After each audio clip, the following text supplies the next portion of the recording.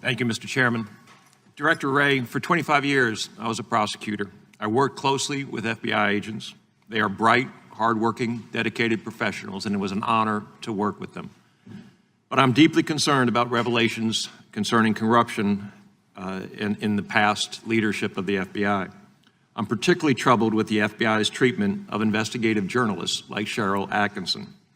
When the FBI spies on journalists, it undermines the integrity of our government and it tarnishes the badge. In early 2011, Cheryl Atkinson began reporting on Fast and Furious, where the Obama ATF recklessly allowed illegal gun sales and watched as straw purchasers walked guns across the Mexican border straight into the hands of drug cartels.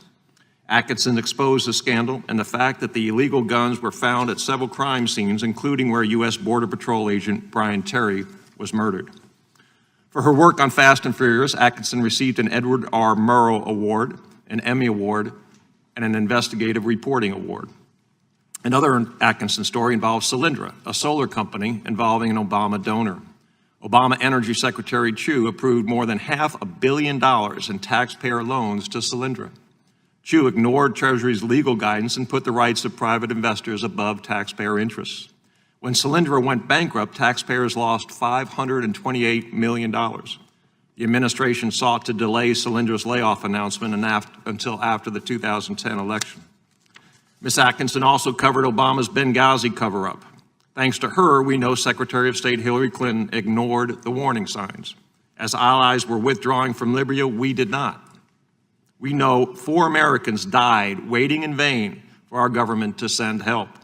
We know Susan Rice, Hillary Clinton, and Bed Rhodes then lied, blaming the attack on a video. Atkinson was nominated for an Emmy for her Benghazi reporting. Director Wray, you and I are public officials. Media criticism comes with the job. Some criticism may be unfair. In fact, much of the criticism may be unfair. But a free press is indispensable to our republic. America is better because of Cheryl Atkinson and investigative journalists. The American people deserve to know the truth about their government, including with respect to Fast and Furious, Solyndra, and Benghazi. So did the Obama administration thank Cheryl Atkinson for her work?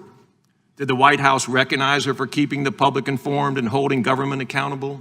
Did President Obama present her with a Presidential Medal of Freedom? No. Using a highly politicized FBI, the administration spied on her. And that's what small-minded people do. Government emails show the Obama White House plotted to silence her stories. After suspicious incidents involving her home internet, computers, and phones, Atkinson hired a forensic computer expert who determined she was hacked by an IP address used by the FBI to conduct domestic surveillance, and that spyware proprietary to the federal government and several classified files had been inserted on her computer. CBS News, Ms. Atkinson's employer, undertook a second forensic exam confirming those conclusions. Former government officials, including one from the FBI, later admitted that they took part in this illegal surveillance. When confronted with the facts, Atkinson did what a good investigative journalist does. She sought the truth. As a last resort, she sued DOJ and the FBI in search of justice. Did the FBI come clean and admit what happened? No. They engaged in delay tactics, prompting federal Judge James Wynn, an Obama appointee, to write a scathing rebuke of the government's conduct. I am short on time, so I will forward to your office several written questions for response. Basically, I'm interested in knowing whether the FBI was ever directed to obtain information about investigative journalists by the Obama White House, including for purposes of creating or maintaining an enemies list. Has the FBI ever attempted to retrieve data from any electronic device used by Cheryl Atkinson, James Rosen, or any journalist with the Associated Press? In each instance where that occurred, I would like it if the FBI would identify what legal authority such actions took place. Director Wray, the FBI must put restrictions in place to prevent an administration, regardless of party, from using the FBI for political purposes. If you do not act to expose past abuses by the FBI, I believe it will be very difficult to receive congressional support for your priorities like FISA or preventing online platforms from blocking information from law enforcement.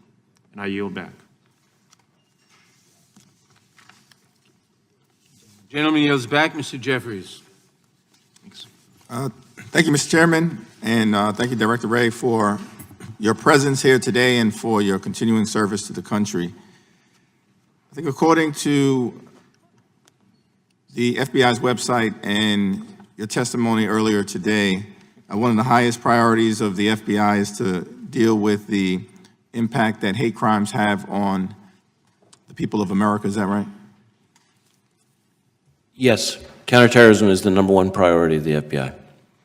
And within that counterterrorism priority, domestic terrorism, which leads to some of the hate crime incidents that we've seen, falls within that scope. Is that right? Yes. And I think each year the FBI releases a hate crime statistics report. Is that true? Yes. And in the context of that report, I think you identify single bias incidents as an incident in which one or more criminal offenses are motivated by a particular bias. Is that right? Well, don't have the report in front of me, but that sounds consistent with my recollection. And is it fair to say that since 2017, there's been a significant increase in hate crime incidents here in America? Between 2016 and 2018, there was definitely an increase in hate crimes reported, and I think we've reflected that in our reports. And so a significant amount of those incidents are directed at individuals as a result of racial bias. Is that true? Yes. And so we've seen an increase in hate crimes directed at communities of color, correct? Yes. And an increase in hate crimes directed at immigrant communities. Is that right? Less so of that, but yes. Have we seen an increase in hate crimes directed at members of the Jewish faith as well?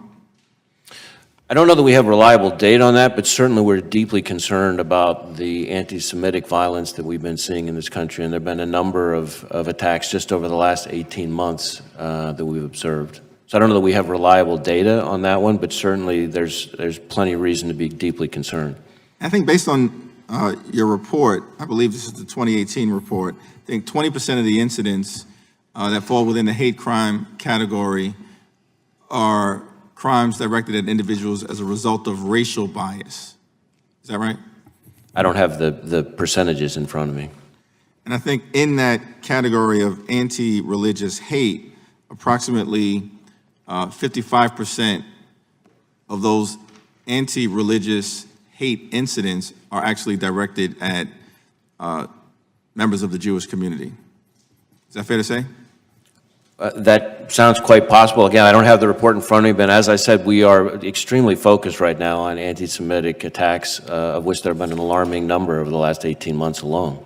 So in terms of this troubling increase that we've seen since 2017, directed at African Americans or Latinos, people of color, immigrants, certainly members of the Jewish community, what are some of the steps that you are taking in this climate of hatred that has festered over the last few years to address this alarming rise? Well, we will not tolerate hate-fueled violence in our communities, and we're addressing them investigatively. I've mentioned a couple, but I'll just recap a few and then add a few. Number one, we're using every tool in the toolbox. We're trying to be creative. So that's not just traditional gun charges, explosive charges, things like that. But for example, arising out of the Charlottesville incident, we used the federal rioting statute to charge some people there, which was, a fairly novel statute to rely on. I've created the Domestic Terrorism Hate Crimes Fusion Cell, which didn't exist before, to bring together those two disciplines to ensure we're maximizing our effectiveness. I've elevated racially motivated violent extremist threat to on the same level as a national threat priority, along with ISIS and homegrown violent extremists. Mr. Wray, can I just stop you right there? Yeah. Because I'm running out of time, and I appreciate you articulating that. You mentioned Charlottesville, and one of the troubling things that came out of Charlottesville, beyond the death of a young woman who was there, which is incredibly tragic, is that some of the white nationalists, the white supremacists, the neo-Nazis were heard to have chanted, "Jews will not replace us." Is that right? I believe I remember hearing that was said. And is that connected to a theory amongst white nationalists called replacement theory, where apparently there's this view that Jews are genetically programmed to undermine Christian civilization and seek to replace white Christians with a more ethnically diverse population. That's replacement theory, is that right? Well, I'm not an expert on the different strands of white supremacist ideology. Right, but why were they chanting Jews will not replace us in a context where there's all of this xenophobic activity, anti-immigrant activity, and then we see a rise in anti-Semitic incidents? I mean, is the FBI actually looking into the connectivity between a theory that exists and the xenophobic attacks that have come from the highest office in the land, and then a troubling increase for a variety of reasons, and we need to deal with all of those reasons, but a troubling increase in anti-Semitic incidents? We're investigating anti-Semitic violence, so we don't investigate ideology or rhetoric, no matter how abhorrent it is. What we do is investigate violence, and when it's violence that's fueled by some despicable ideology, then that's part of the